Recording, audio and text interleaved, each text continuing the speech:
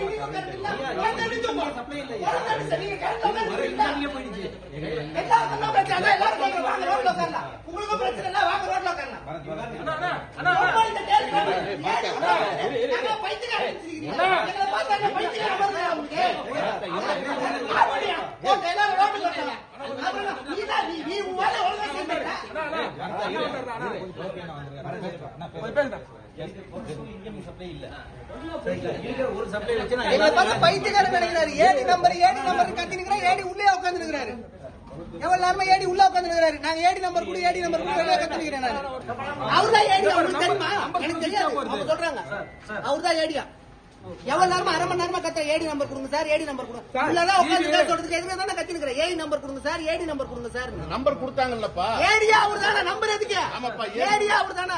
அத சொல்றதுக்கு என்ன அர்த்தம்? அத சொல்ல வேண்டியது ஏடி உள்ள வேலை செஞ்சிட்டு இருக்காரு சொல்ல வேண்டியது என்ன? உள்ளதான் இருக்காருன்னு ஏடி உள்ளதான் இருக்காரு சொல்றதுக்கு என்ன? உள்ளதான் இருக்காரு, அவருக்கு எதுக்கு நம்பர் சொல்லாத?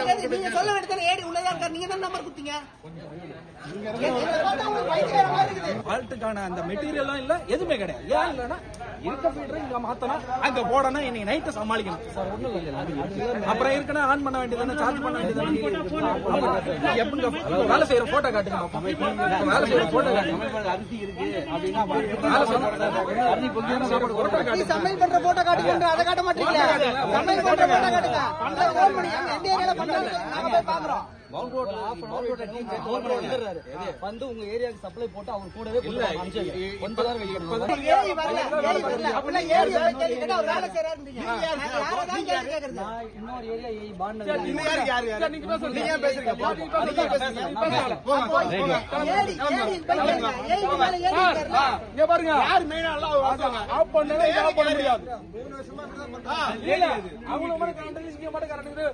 சில தினங்களுக்கு முன்பு ஒரு பெண் தன்னுடைய கைக்குழந்தையுடன் இவ்வளவுக்கும் தாவேக்காவுக்கு ஓட்டு போட்ட அந்த பெண் கதறிக்கொண்டு வீடியோ வெளியிட்ட காட்சி உலகம் முழுவதும் வைரலானது இல்லையா?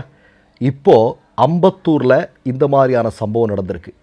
இப்போ நம்ம கேட்டால் தாவேக்காக்காரன் என்ன சொல்கிறான் அப்படின்னா, ஹார்ட் டிஸ்க்குகள்லாம் தொலைஞ்சு போயிடுச்சு, அதனால தான் இந்த பிரச்சனை, அது கொஞ்ச நாளில் சரியாயிடும் அப்படின்னு சொல்கிறாங்க.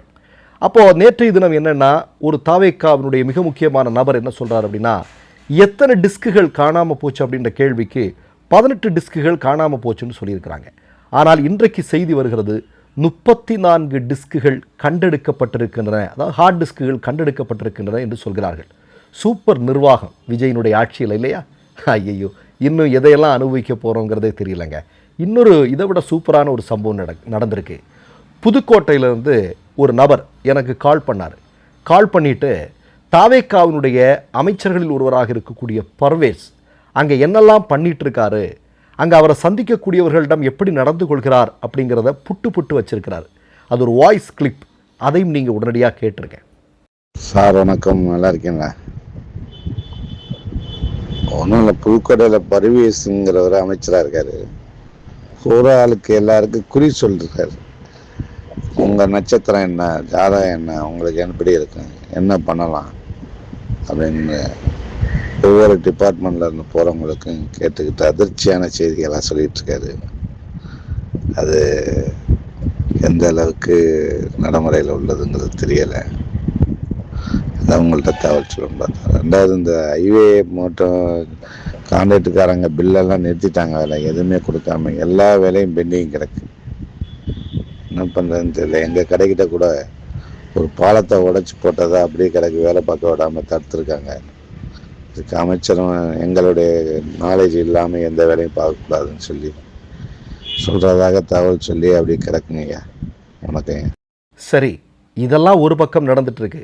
நமக்கு தெரியும், இன்றைக்கு ஒரு மிக முக்கியமான செய்தியை அம்பலப்படுத்தி இருக்கிறார் நம்முடைய எதிர்க்கட்சி தலைவராக இருக்கக்கூடிய உதயநிதி ஸ்டாலின் அவர்கள். என்ன அது? அதாவது தமிழ்நாட்டினுடைய நம்முடைய பிள்ளைகள் இவர்களுக்கு உரிமையான உயர் மருத்துவ மேம்படிப்பிற்கான 152 இடங்களை மோடியிடம் தாரை வார்த்திருக்கிறார் விஜய். எவ்வளவு பெரிய பாருங்களேன். நான் ஒன்று சொல்கிறேங்க, திராவிட முன்னேற்ற கழகத்தினுடைய கடந்த 5 வருட ஆட்சியில் நீங்கள் குறை சொல்லணும்னா நீங்கள் சொல்லுங்கள். ஆனால் ஒன்றை சொல்லிக்கொள்ள விரும்புகிறேன், தமிழ்நாட்டு மக்களின் தமிழ் மாநில உரிமை தொடர்பான விஷயங்களை அவங்க அரண் போல நின்று பாதுகாத்தார்கள். மறக்க முடியுமா அவங்களால?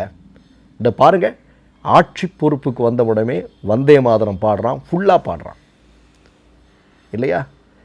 திருப்பரங்குன்றம் அது தொடர்பான ஆவணப்படம் தடை செய்யப்படுகிறது. தாவேக்க அமைச்சர்கள் பூரா இந்து முன்னணியினுடைய தலைவர் கீழே போய் காலில் விடக்கூடிய காட்சியை பார்க்கிறோம். எல்லாமே ஒட்டுமொத்தமாக நீங்கள் மாநில நலன் சார்ந்த விஷயங்கள். இப்போ கம்யூனிஸ்ட் கட்சியை சார்ந்த இளைஞர் அமைப்பு டைஃபியை சார்ந்த டிஒஎஃப்ஐயை சார்ந்த மாணவர்கள் போய் சந்திக்கும் போது விஜய் ஒன்று பேசுகிறாரு, ஏபிவிபி ஆர்எஸ்எஸ்னுடைய மாணவர் அமைப்பு போய் சந்திக்கும் போது வேறு விதமாக பேசுகிறாரு. நான் ஒன்று சொல்கிறேங்க, திமுகவினுடைய அருமையை இன்னைக்கு தான் மக்கள் புரிந்து கொள்ள ஆரம்பித்திருக்கிறார்கள். எவ்வளோ பெரிய தவறை இழைத்து விட்டோம் அப்படின்னு இன்றைக்கி எல்லாருமே சிந்திக்க ஆரம்பித்திருக்கிறார்கள். மீண்டும் மீண்டும் சொல்கிறேங்க, கடந்த 5 வருடத்தில் மு.க. ஸ்டாலின் அவர்கள் தலைமையிலான அரசு தமிழ்நாட்டை எப்படி பாதுகாத்தது என்பதற்கு இந்த விஜயனுடைய 21 நாள் ஆட்சி இருக்கு இல்லையா, அதில் எல்லாமே அம்பலப்பட்டு நிற்பதை நீங்கள் பார்க்க முடியும். எல்லாத்தையும் தாரை வார்க்க போகிறாங்க. நீங்கள் எதுவுமே, ஏன்னா அவர்களை எதிர்த்து இங்கே அரசியல் செய்வதற்கான துணிச்சல் விஜய்க்கோ இந்த கட்சிக்கோ கிடையாது. அதனால தான் யாரோ சொன்னாங்க, இந்த தேர்தலில் வெற்றி பெற்றிருப்பது என்பது தாவேக்காவோ விஜயோ அல்ல, அமித்ஷா என்று. ஏன் அமித்ஷான்னு சொல்கிறாங்க அப்படின்னா, அமித்ஷாவிற்கு தமிழ்நாட்டில் நம்ம சொல்கிறதையெல்லாம் செயல்படுத்துகிற ஒரு நபர் தேவை, ஒரு ஆட்சி தேவை. அப்படி பார்க்கும்போது அமித்ஷா தான் இந்த தேர்தலில் வெற்றி பெற்றிருக்கிறார் அப்படிங்கிறதான் இன்றைக்கி எல்லாரும் பேசிக்கிற விஷயமாக இருக்கிறது. ஒட்டுமொத்தமாக நிர்வாகம் மிகப்பெரிய குளறுபடியை சந்தித்திருக்கிறது. நான் மீண்டும் சொல்கிறேன், நீங்கள் அறிவித்திருக்கக்கூடிய தேர்தல் வாக்குறுதிகள் நீங்கள் 2 வருஷம் கழித்து கூட செயல்படுத்திங்க, இல்லை செயல்படுத்தாமல் கூட போங்க. ஆனால் சட்ட ஒழுங்கு அப்படிங்கிறது நீங்கள் பதவியேற்ற அடுத்த நாளே சரியாக செயல்பட வேண்டும். ஆனால் ஒரு நாள் கூட அது சரியாக செயல்படவில்லை என்பதுதான் உங்களுடைய ஆட்சியினுடைய சாதனையாக இருக்கிறது. நேற்றை கூட ஒரு பெண், ஒரு சின்ன சிறுமி, அவளுக்கு நடந்திருக்கக்கூடிய கொடூரம் இன்றைக்கு எல்லா ஊடகங்களுடைய தலைப்புச் செய்தியாக வந்திருக்கிறது. தமிழ்நாடு எப்படி இருந்தது அப்படின்னு நம்ம சொல்ல வேண்டிய சூழலுக்கு தள்ளப்படுவோமோ என்கிற அச்சம் நமக்கெல்லாம் இருக்கிறது. மற்றொரு நிகழ்வில் சந்திப்போம். நன்றி, வணக்கம். 3 யூடியூப் சேனல்கள் வியாபாரத்திற்கு இருக்கிறது. தேவைப்படுபவர்கள் இந்த எண்ணுக்கு தொடர்பு கொள்ளுங்கள். மை நேம் இஸ் ரெட் சேனலை சப்ஸ்கிரைப் பண்ணிக்கோங்க. அதுக்கப்புறமா பக்கத்தில் இருக்கிற ஜாயின் பட்டனை கிளிக் பண்ணீங்கன்னா ஒரு நியூ பேஜ் ஒன்று ஓப்பன் ஆகும். அதுலேயும் ஜாயின் பட்டனே கிளிக் பண்ணிக்கோங்க. அதில் பார்த்தீங்கன்னா credit card, debit card options இருக்கு. இதில் உங்களுக்கு விசா, மாஸ்டர் கார்டு, ரிப்பே அப்படின்னு 3 ஆப்ஷன்ஸ் கொடுத்துருக்காங்க. அதில் நீங்கள் எந்த கார்டு சூஸ் பண்ணுறீங்களோ அந்த கார்டோட நம்பர் என்டர் பண்ணிக்கோங்க. அப்புறமா கார்டோட வேலிடிட்டி மந்த் அண்ட் இயரை டைப் பண்ணிக்கோங்க. அடுத்தபடியாக உங்கள் கார்டோட பின்னால் CVC கோடுன்னு சொல்லிட்டு 3 நம்பர்ஸ் கொடுத்துருப்பாங்க. அந்த நம்பரை இதில் என்டர் பண்ணிக்கோங்க. அப்புறமா அட்ரஸ் அண்ட் இன்ஃபர்மேஷன் என்டர் பண்ணிட்டு பைங்கிற பட்டனை கிளிக் பண்ணிக்கோங்க. ஒருவேளை உங்க கார்டு நம்பர் இன்வாலிட்னு காமிச்சிச்சுன்னா உங்க கார்டுல இன்டர்நேஷனல் யூசேஜை எனேபிள் பண்ணுங்க.